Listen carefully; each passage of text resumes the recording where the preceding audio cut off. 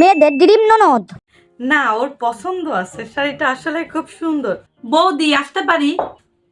আসো আসো আসো, আমার রুমে আসবা, আবার পারমিশনের কি আছে? আসো আসো, বসো বসো। এই দেখো, এই শাড়িটা তোমার দাদা কিনে দিয়েছে, দেখো তো কেমন হয়েছে। এই দেখো, দেখি দেখি। হ্যাঁ, শাড়িটা তো আসলে খুব সুন্দর। তোর পছন্দ হলে তুমি নিতে পারো। না, তোমার শাড়ি আমি কেন নিতে যাব? দাদা তোমাকে দিয়েছে, আমি কেন নেব? কেন, বৌদির শাড়ি তুমি নিতে পারো না?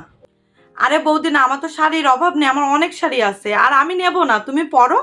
আমার যদি পরতে ইচ্ছা হয় আমি তোমার কাছ থেকে চেয়ে পরবো, নাও। সেটা আসলে অনেক সুন্দর। আচ্ছা ঠিক আছে ঠিক আছে, তোমার পছন্দ, তোমার যখন ভালো লাগবে তুমি তখন পরতে নিও। বৌদি তোমার জন্য আমি একটা জিনিস আনিয়েছি, একটা সারপ্রাইজ আছে, দাঁড়াও দিচ্ছি তোমাকে, দাঁড়াও। এই দেখো, এটা তোমার জন্য আমি কিনেছি, দেখো কেমন হয়েছে। দেখো তোমার পছন্দ হয় কি না হয়। ও, এই যে, হ্যাঁ, এইটাই তো তোমাকে সেদিন আমি দেখাইলাম অনলাইনে। তোমার কি বলতে হয়, তোমার কিছু দেখানোর আগে তুমি দেখি তোমার দাদার থেকেও বেশি।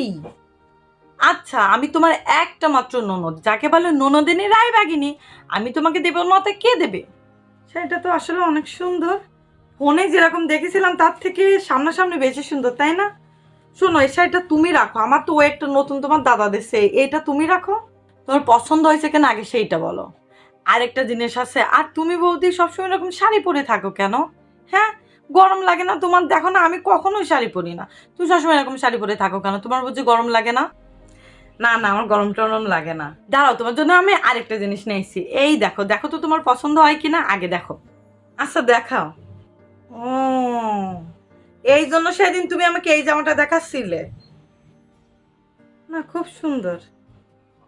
হ্যাঁ হ্যাঁ, ওই তো সেদিন তোমাকে ছবি দেখাচ্ছিলাম, এই সেইটা একদম তৈরি করে এনেই তোমাকে দিছি, দেখো তো। মা কি বলবে, বাবা কি বলবে, বোঝো না? মা বাবার ব্যাপার কিছুই দেখা লাগবে না, আমি মার সঙ্গে কথা বলেছি, কোনো সমস্যা নেই। আমি যা করতে পারি তুমি কেন করতে পারবে না? আমি এই বাড়ির মেয়ে বলে আমার কোনো বাধা থাকবে না, আর তুমি এই বাড়ির বউ বলে তোমার সব কিছুতে বাধা, এরকম কোনো নিয়ম নাই।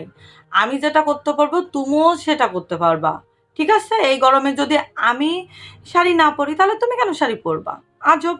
এক জায়গায় দুই নিয়ম হওয়ার তো কোনো সম্ভাবনা নেই, এক জায়গায় এক নিয়মই হবে। আমি যেটা করব তুমিও সেটা করবা। আচ্ছা ঠিক আছে ঠিক আছে, সব থাক। শোনো, ও রান্না করতে যাব, তুমি বসো। তুমি কি খাবা তাই বলো। হ্যাঁ, রান্না করতে যাবো, চলো চলো, আমিও যাব। না না, তোমার তোমার আমার সাথে যে কাজ নেই, রান্না করে অনেক গরম, তুমি এখানে বসে থাকো। কয়দিন বাবার বাড়ি আইছো, চুপচাপ আরামে থাকো। তো সমস্যা কোথায়? তোমারও দুটো হাত, আমারও দুটো হাত। তুমি রান্না করবে, আমি তোমার সঙ্গে সাহায্য করে দেবো। এই তোমার মতো একটা ননদ পাইছি বলে আজকে শ্বশুর বাড়ি এত মন থেকে। আসলে বিয়ের আগে কত ধারণা ছিল যে ননদ কেমন হবে, কিন্তু চলো চলো চলো, তোমাকে বলা না বলা একদমই সমান হবে, চলো। কিন্তু শোনো, আমি রান্না করব, তুমি শুধু বসে বসে দেখবা। আচ্ছা আচ্ছা ঠিক আছে, তুমি এক ভাগে রান্না করবা, আমি আরেক ভাগে রান্না করব, হয়ে গেল।